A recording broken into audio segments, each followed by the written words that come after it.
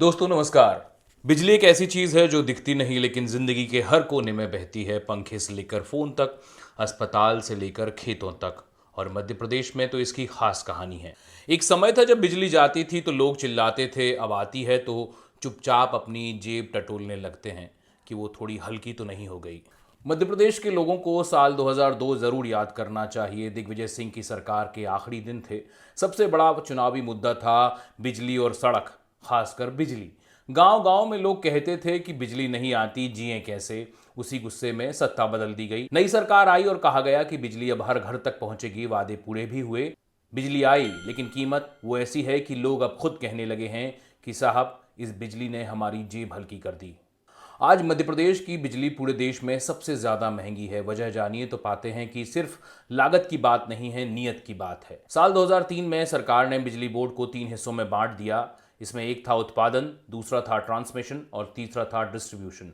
यानी एक एजेंसी बिजली बनाएगी, दूसरी उसे लंबी दूरी तक पहुंचाएगी और तीसरी उसे उपभोक्ता यानी आपके और हमारे घरों तक पहुंचाएगी। लेकिन असली खेल साल 2005 से शुरू होता है, जब सरकार ने निजी कंपनियों से 25 साल के लिए बिजली खरीदने का करार किया। इसे पावर परचेज एग्रीमेंट कहते हैं। शर्त यह थी कि बिजली कंपनी से बिजली लो या नहीं, लेकिन कंपनियों को हर साल एक तय रकम तो आपको देनी ही होगी, और इसे ही हम कहते हैं फिक्स्ड चार्ज। साल 2022 के आंकड़े बताते हैं कि 3 साल में ही सरकार ने 1773 करोड़ रुपए उन पावर प्लांट्स को दिए हैं जिनसे एक भी यूनिट बिजली नहीं खरीदी गई।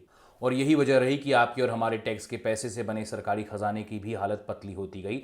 अब हमारा बिल केवल हमारी बिजली की खपत नहीं बताता, बल्कि उसमें एनर्जी चार्ज के अलावा fix charge, fuel cost adjustment, duty, FPPA, surcharge जैसे कई खर्चे जोड़े जाते हैं। फ्यूल कॉस्ट एडजस्टमेंट यानी जब कोयले, गैस या दूसरी ईंधन की कीमतें बढ़ती हैं तो उसकी भरपाई सीधे उपभोक्ताओं से कर ली जाती है। कंपनियां इस प्रावधान का इस्तेमाल करके हर 3-4 महीने में बिजली के दाम बढ़ा देती हैं, बिना किसी सार्वजनिक चर्चा के। हाल ही में आपके बिजली के बिल फिर से ज्यादा आने लगे होंगे। इसकी वजह यह है कि 1 अप्रैल 2025 से मध्य प्रदेश में नई बिजली की दरें लागू हो गई हैं।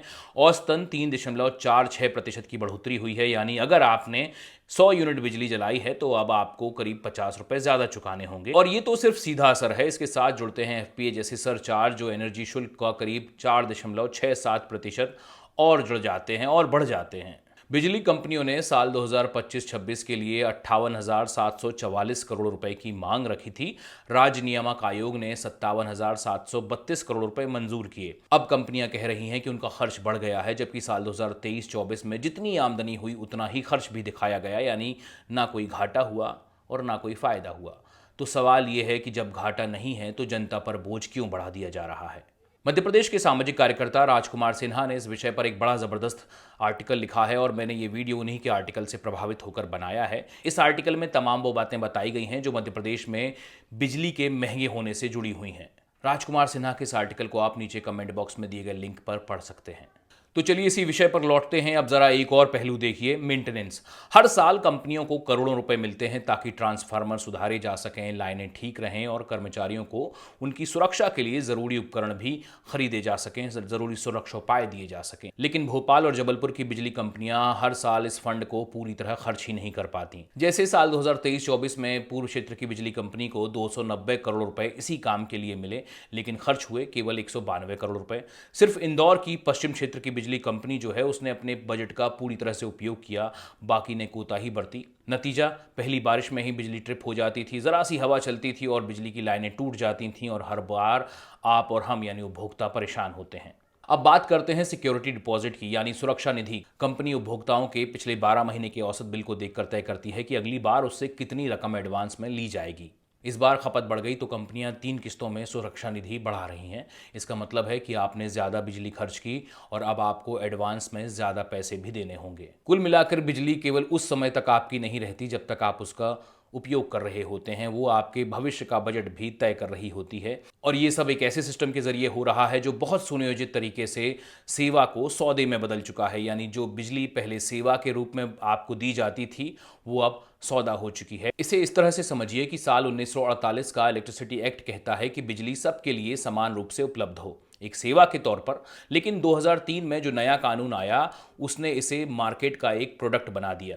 अब बिजली एक सामान है जिसमें मुनाफा प्राथमिकता है, उपभोक्ता कहीं पीछे छूट चुका है। आज सरकारी पावर प्लांट भले ही अपनी क्षमताओं के कारण कम उत्पादन करें, लेकिन निजी कंपनियों को पूरा भुगतान कर दिया जाता है क्योंकि करार का नियम यही कहता है। ऐसे में सवाल ये उठता है कि क्या करार जनता के फायदे के लिए है या फिर उन कंपनियों के फायदे के लिए। बिजली सुधार तो बहुत जरूरी थे, लेकिन सुधार की आड़ में जो आर्थिक लूट हुई वो अब उपभोक्ता की जेब जला रहे हैं। और इस खेल का सबसे दुखद पहलू यह है कि इसका कोई प्रत्यक्ष दोषी नहीं नजर आता। बस हर महीने बिल आता है और हम चुपचाप उसे भरने को मजबूर हो जाते हैं। लेकिन क्या आपको नहीं लगता कि इस बारे में हमें सवाल करने चाहिए? क्या बिजली की दरें कंपनियों की जरूरत के मुताबिक तय होंगी या जनता की क्षमता के मुताबिक? क्या किसी नियामक का काम केवल बिजली की दरें पास करना होना चाहिए या फिर उसे सार्वजनिक जवाबदेही भी तय करनी चाहिए? अगर हम चाहते हैं कि बिजली सिर्फ घरों में रोशनी ना दे बल्कि व्यवस्था में भी न्याय की रोशनी को लेकर आए, तो हमें इसकी पीछे की अंधेरी नीतियों को भी उजागर करना होगा। वरना बिजली चाहे जब आए, लेकिन जेब तो आपकी हर बार जलती रहेगी। वीडियो अगर अच्छा लगा हो तो लाइक और शेयर जरूर कीजिएगा, अपनी राय भी कमेंट बॉक्स में दीजिएगा और मेरे चैनल को सब्सक्राइब भी कीजिएगा। मेरा नाम आदित्य है। मुझे सुनने के लिए आपका शुक्रिया।